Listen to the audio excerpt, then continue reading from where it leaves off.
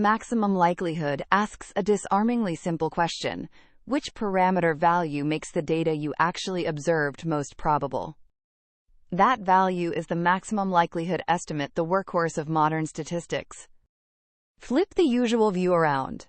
Fix the data, and treat the probability of that data as a function of the parameter.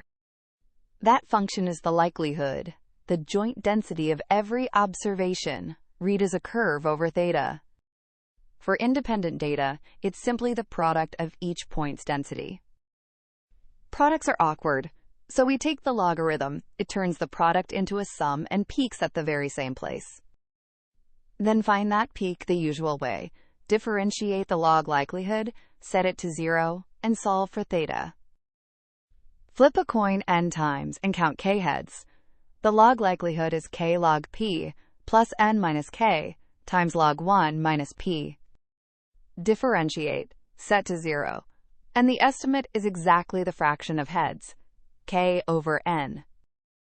The most natural answer imaginable, now on rigorous footing. Why the gold standard? Under mild conditions, the estimate is consistent and asymptotically the most efficient there is.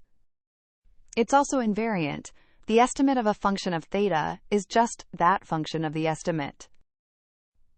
Maximum likelihood picks the parameter that makes the observed data most probable.